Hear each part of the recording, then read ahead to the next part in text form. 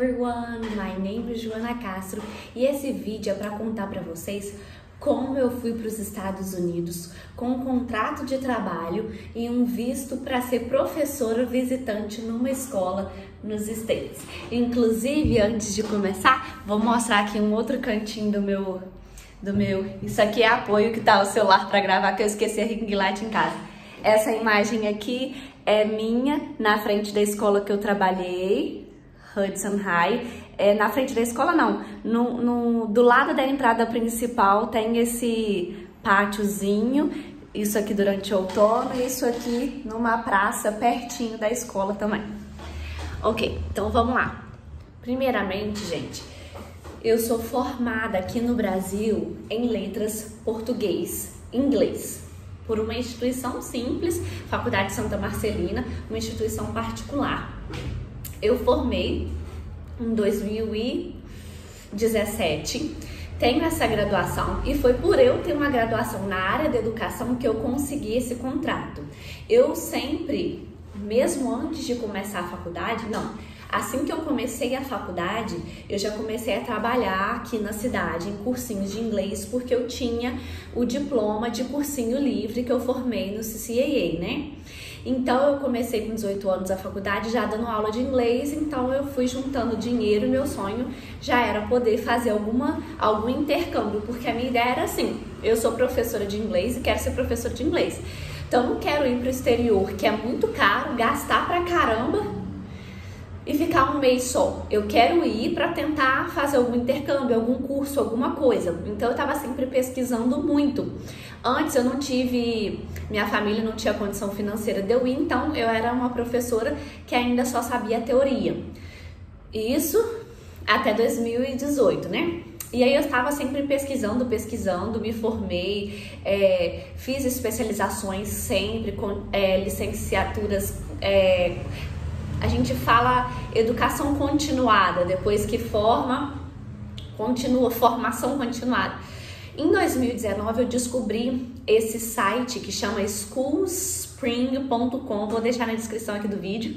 Eu descobri esse site, que é um site no qual as escolas dos Estados Unidos regulares, escolas de ensino médio, ensino fundamental, pré-escolas, escolas em geral, postam ali pro país, elas postam as vagas. Então, por exemplo, a escola está precisando de um professor de matemática, ela posta a vaga ali, o professor de matemática vai se candidatar por ali. Só que ali naquele site tem vagas para departamento de linguagens em algumas escolas que acabam precisando contratar professores internacionais porque não acham ninguém para dar aula daquela língua. Não sei se vocês sabem, eu não sabia disso antes de ir para lá, porque assim, em 2019, quando eu consegui essa vaga, eu pensei assim, isso é um milagre, eu tô indo para os Estados Unidos para trabalhar, ser professora na minha profissão mesmo, tipo, isso é um milagre. Só que eu cheguei lá e descobri que não. Como se tem muitos imigrantes no país, eles têm uma lei, isso varia um pouco de estado, mas basicamente, se tiver no mínimo 30 alunos numa escola, porque assim, lembrem também que a escola lá é integral, então a escola que eu trabalhei, por exemplo, era uma escola de uma cidade pequena de 20 mil habitantes, só que a escola tinha 1000 alunos. Por quê? A escola era gigantesca, ela funciona integral, então são 1000 alunos no mesmo tempo. Não é igual 500 de manhã, 500 à tarde. 1000 alunos na escola funcionando ao mesmo tempo.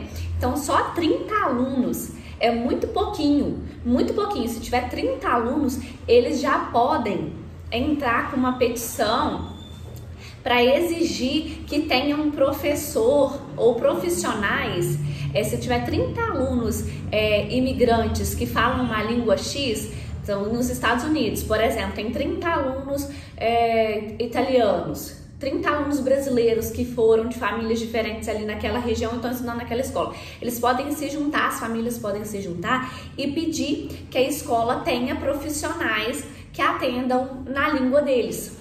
Então, o que acontece é que, como o país recebe muitos imigrantes, as regiões as escolas de cada região oferecem uma língua diferente. Aqui no Brasil, a gente estuda nas escolas regulares como segunda língua o inglês.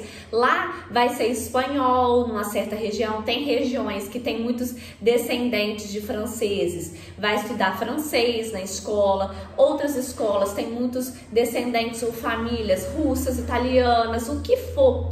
E nessa região que eu fui, é uma região... A cidade se chama Hudson, no estado de Massachusetts. Essa cidade é uma região que as cidades em torno, Framingham, por exemplo, é a maior. Framingham, que é uma cidade perto dessa onde eu morei e trabalhei, Framingham é considerada a maior cidade brasileira fora do Brasil, vocês sabiam? É lotado de brasileiro. Então, essa cidade que eu morei não era lotada de brasileiro, mas era perto. Então, várias famílias, mais ou menos uns 50 anos atrás, várias famílias portuguesas se mudaram para aquela cidade. Então, a escola tem que oferecer o português como primeira língua para pessoas que estão vindo, imigrantes do Brasil naquele ano, por exemplo. Então, brasileiros que falam português normal vão aprender português como língua materna mesmo. E tem que oferecer o português também como segunda língua. E aí, o que acontece é que simplesmente não tem profissional que tenha fluência e formação na educação do português ou de qualquer língua, dependendo da região, igual eu expliquei, para lecionar para os alunos. Então, eles precisam trazer professores de fora. Foi nessa que eu entrei e você também pode buscar isso. Se você é formado na área de educação, busque, porque tem várias profissões. Tem como ser tradutor na escola, porque aí você vai receber a família brasileira e vai traduzir a reunião escolar, que é em inglês, para ajudar. Tem várias profissões, várias posições postadas nesse site. E esse site é confiável porque eu fui por ele, tá aqui na descrição.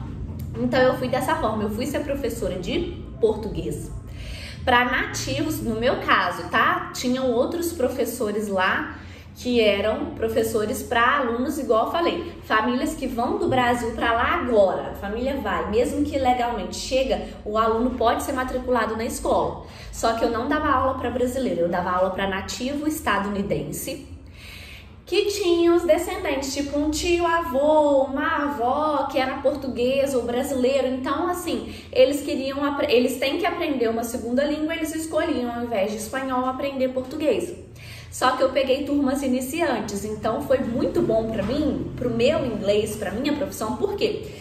Eu cheguei lá para dar aula para esses alunos de português, só que eram alunos que não sabiam nada, não sabiam nem falar oi em português. Então, eu utilizava 80% de inglês na aula e ensinava as palavras, porque eram alunos que tinham muita dificuldade e tinham esses parentes distantes na família que nem falavam, entendeu? Então, para mim foi excelente, porque eu estava contratada ganhando em dólar, trabalhando lá. Fiz várias formações, fiz uma formação na Brandman University, fiz uma especialização pela Harvard, fiz vários outros mini cursos que a escola incentivava para eu poder estar cada vez melhor ali, né? Trabalhei lá em 2019 e 2020 e aí foi muito interessante, porque aí, por exemplo, com os alunos, mesmo que eu estivesse desenvolvendo e conseguindo ensinar português, com as famílias deles era só em inglês o contato, com a escola todo mundo só falava inglês. Então para mim foi excelente. Eu desenvolvi o meu inglês, eu percebi ali, porque eu já era professora de inglês há 5 anos quando eu fui, né? Falei com vocês que eu tava desde 2015, com 18 anos, fui pra lá com 23 anos, tô com 26 agora. E aí eu cheguei lá, o meu medo era assim, meu Deus, será que eu sou uma professora de inglês boa e tudo, mas será que eu chegando lá na realidade eu vou saber lidar? E gente, meu inglês foi colocado à prova o tempo todo, porque tipo, eu tinha que lidar com alunos fazendo bagunça, tentando me desrespeitar, e eu lá pá, em inglês mesmo, e tendo que ligar pra diretoria, tendo que ligar pra família e falar com a família, e pai e mãe discordando, e eu ter que não, aquela coisa, e dar nota em reuniões, e graças a Deus eu dei muito certo. Logo eu comecei a trabalhar na comissão dos professores que elaboravam as aulas para os alunos. Tudo isso a gente só lidava em inglês porque o departamento era de línguas. A escola oferecia português ou espanhol.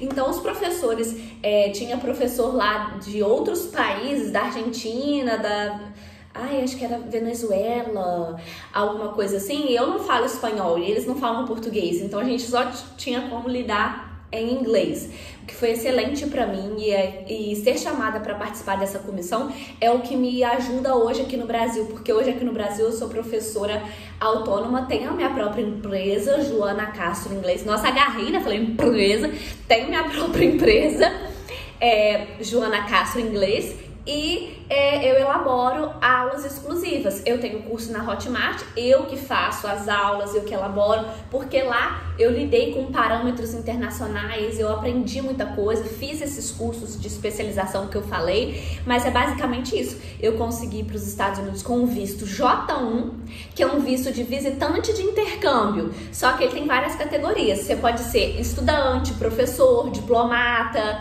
tem várias outras categorias. Eu fui como professora, então é um visto que eu não poderia morar para sempre nos Estados Unidos, um green card, por exemplo, não tinha como. Eu tinha que ficar na escola, se a escola fosse me recontratando, eu poderia ter ficado 5 anos, mas eu teria que voltar para o Brasil, porque é um visto de intercâmbio, então você tem que voltar para o seu país para ter contato com a sua cultura de novo. O que aconteceu, que é história para outro vídeo, é que em 2020 veio a pandemia, né? Então emocionalmente eu não aguentei ficar lá, meu esposo não tinha ido, ficou preso.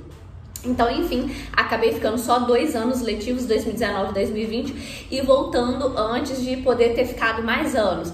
Mas foi muito top, então checa aqui na descrição esse site. Se você é formado em alguma área de educação, é uma boa você tentar. Inclusive, tem essa coisa de tradutor e você pode ser formado na área de educação, em outras matérias que não linguagens, como eu, e pleitear vagas para você ser tradutor naquela matéria para os alunos de alguma região que são brasileiros, precisam entender a matéria, né?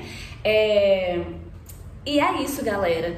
Isso é um pouquinho da minha história. Comenta aqui se vocês têm mais curiosidade, eu conto mais pra vocês como foi. Me sigam nas redes sociais Joana Castro Inglês pra vocês acompanharem mais coisas que eu sempre partilho também, memórias de quando tava lá e tudo mais. Enfim, é nóis, bye, thank you!